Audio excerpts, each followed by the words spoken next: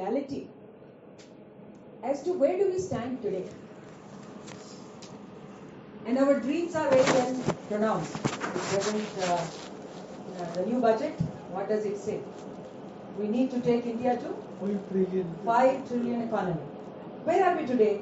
2.6 trillion. We for 3.6. So about 5% of the world economy. We're just 5% of the world economy. And in population terms, where are we?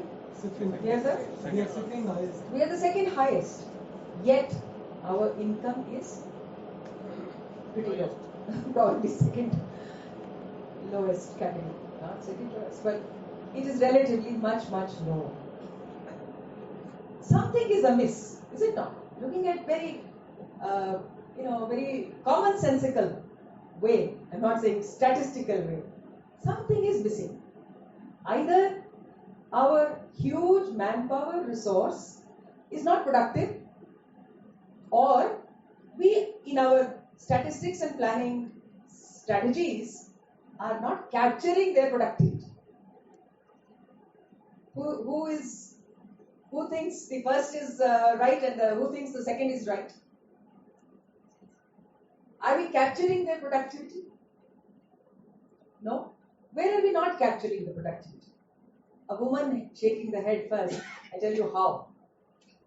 Last Women's Day, International Women's Day, you must have seen the messages, WhatsApp messages and all that in social media, that the woman does 10 things at a time, but value 0. Because in our terminology, we say only if a woman is employed in a registered or an unregistered, right, organization, she is supposed to be working and she's supposed to be producing. Otherwise, no. I don't know whether other countries are really taking, I think CSO should be able to enlighten us, but I found much literature in the international field that in US, for example, they had estimated the cost or the value of each work that a woman performs. And as an aggregate, it was mentioned that if we were to calculate every item of work, including production of the child, looking after the house, and doing many things, the total cost of that is equivalent to a highest paid chief executive officer of a multinational company. Is that right? And they gave the breakup. So I felt very good, personally speaking. But I think in our process of collecting data and also valuing the productivity, we need to find some measures. And the measures, as you know, you're all statistical people, I'm not. But you have to be very accurate, you have to be very authentic, you have to validate it. Without that, it cannot be accepted as a universal and a standardized kind of a measure. Therefore, my request, I've already made it to the Government of India Ministry of Statistics. I would again put it forward. You have these 3 methods. Which are those? Production method, income method, expenditure method, right? So in the production method, what do we take? What all is produced? Now, what is produced in our country? Agriculture produce being the maximum, 60% of our manpower or woman power is in agriculture. Then industry, livestock, agriculture and livestock go together, right? Then you have mining, then you have trade. No, sorry, not in production. Production, what else? Manufacturing.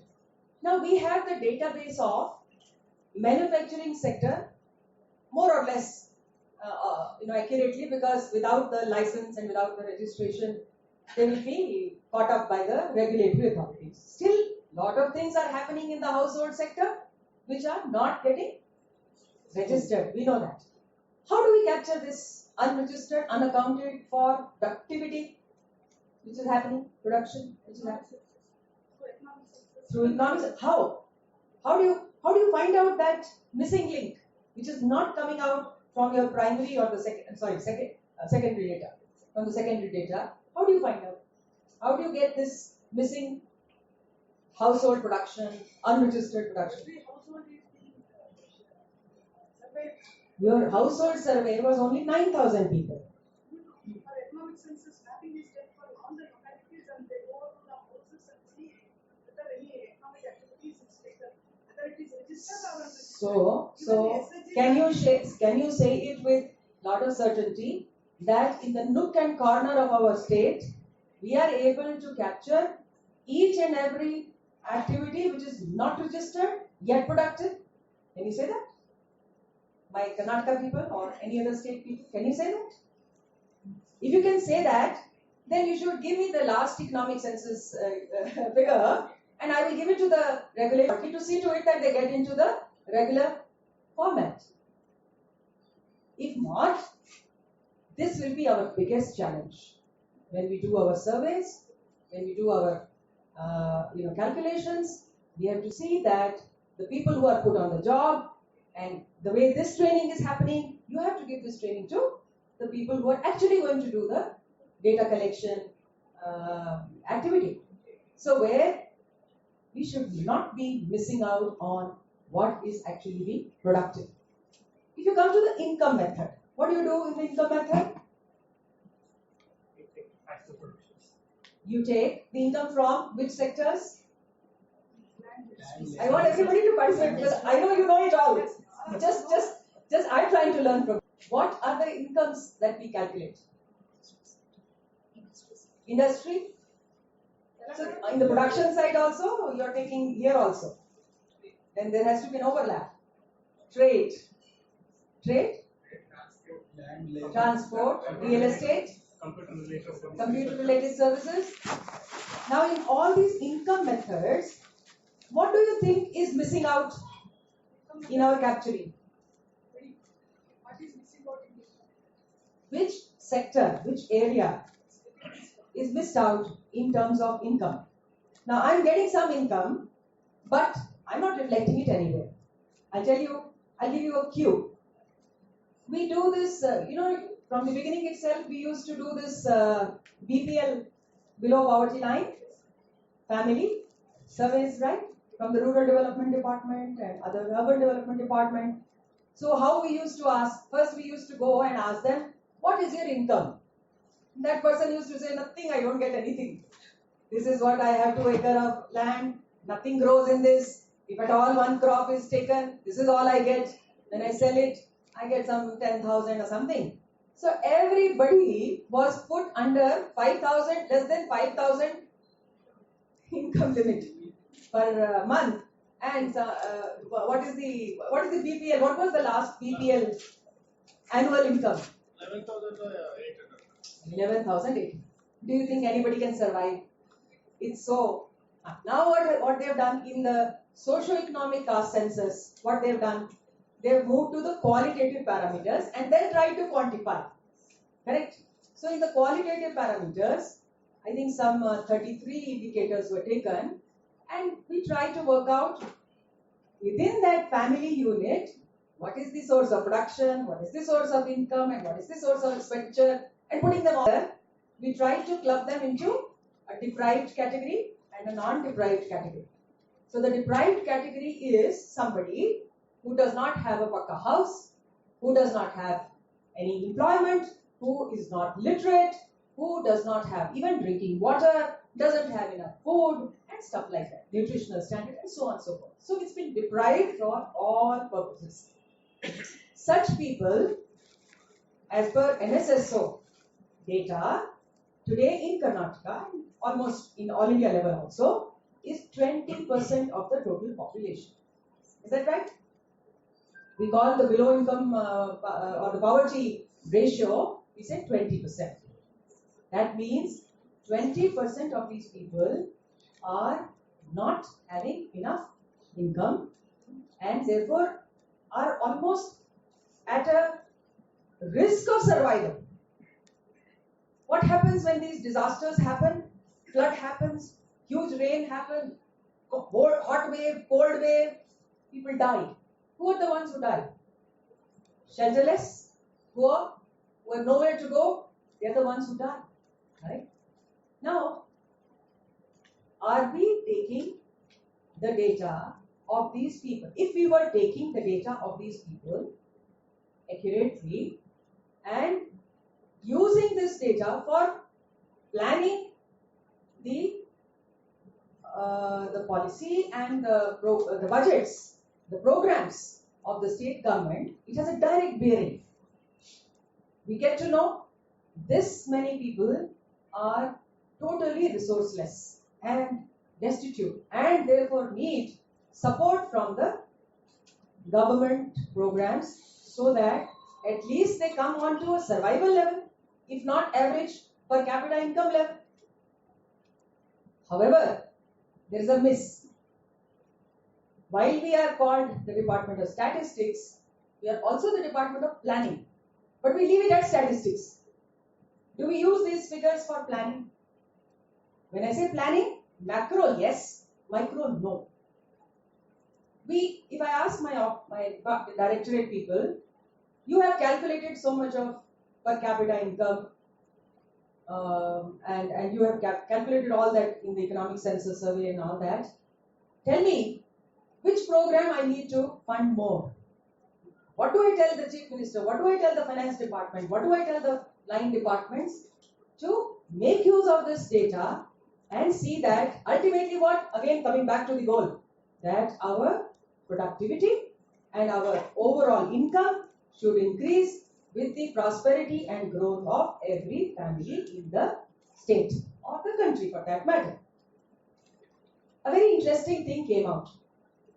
We took a sample of 9,000 people for the family budget survey.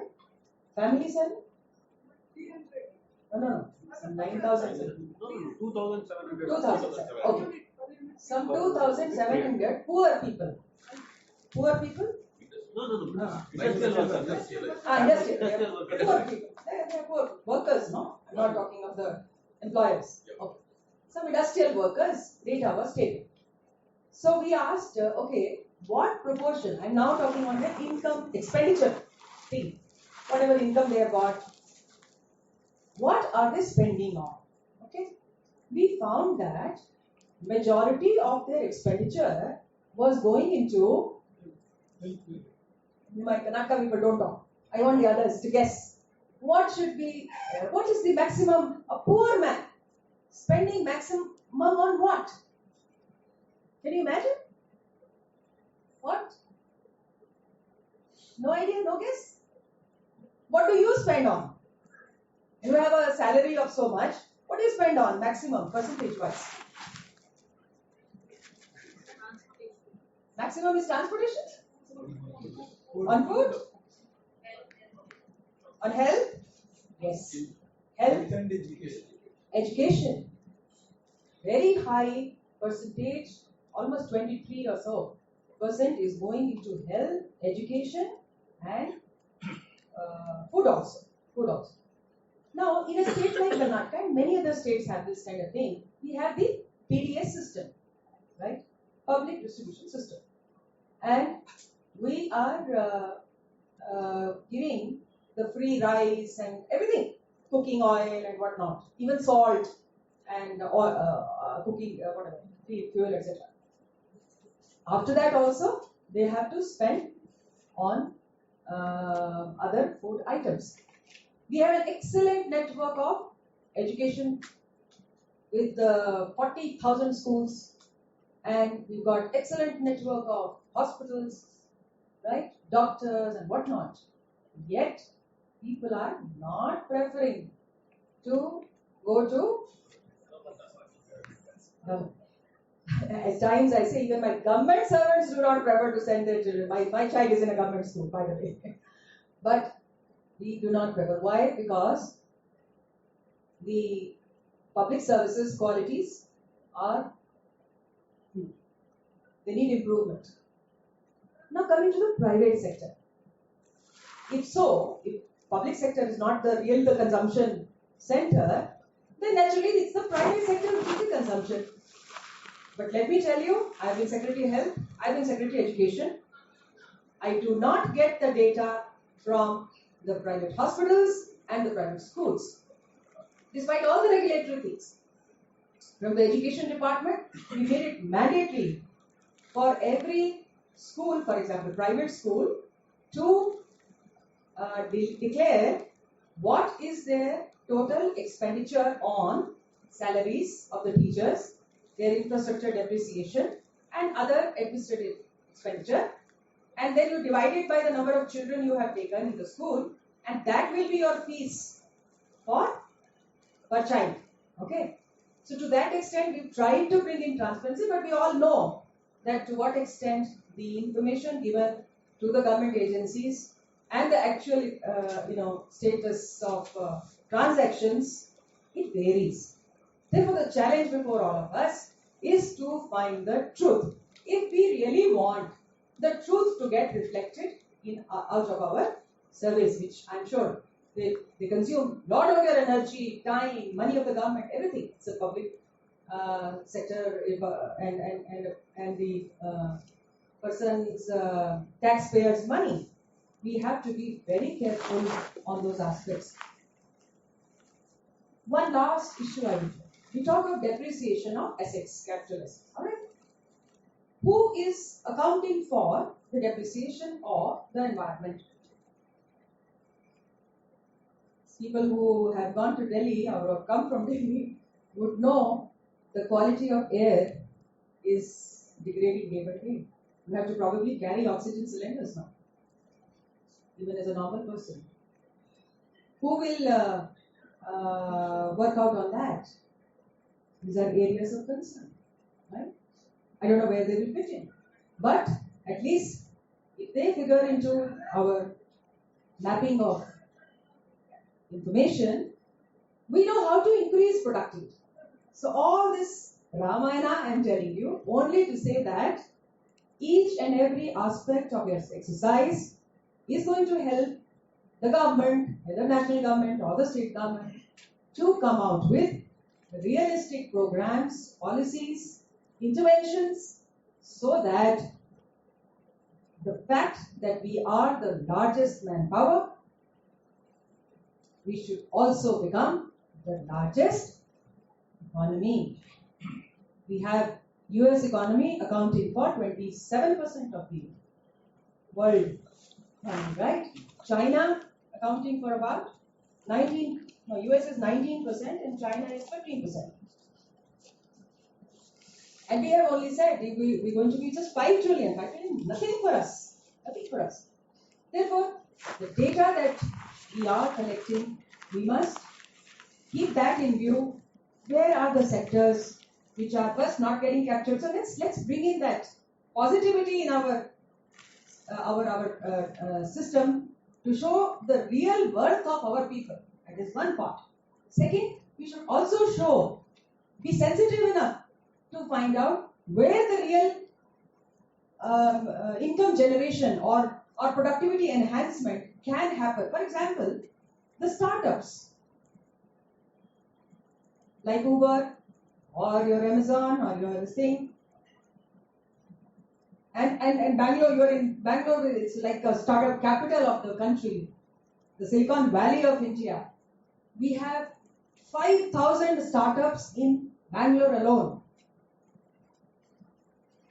Each startup costs hardly anything, few lakhs, and state government is subsidizing them, supporting them. But when a startup becomes actually productive, it is 1,000 times the investment made. What was Infosys? How much money they started with, and where are they today? What is IT sector? These are the areas where we have huge prospects of growth. I'm sure in the days to come, the Planning and Statistics Department would work on these surveys and data collection with this in mind. Lastly, I'm very happy to see my colleague from Administrative Training Institute of Mysore, Mr. Prasad, who has done one pilot on working out the Gram Panchayat level GDP. Till now what we had? State level, national level, state level, district level, maybe taluk level. But we are now going down to Gram Panchayat level GDP. I'm very happy to say that Karnataka is going to make this exercise through our rural development and urban development departments as a Gram Panchayat or a town municipality based GDP collection. They have made it very simple. They made the formats very simple. I just talked of the cooking fluid they use and Paka house and all the toilets and water and all that. And they will calculate per capita income. They will be trained to bring out the best of manpower resources. So I'm sure in the next sessions this will be shared. I request all the colleagues who have come from other states, please share your best practices, your innovations that you have done. We are here to learn from each other. Once again, I hope that this whole exercise will be highly fruitful and a model for the entire nation to follow. Thank you very much.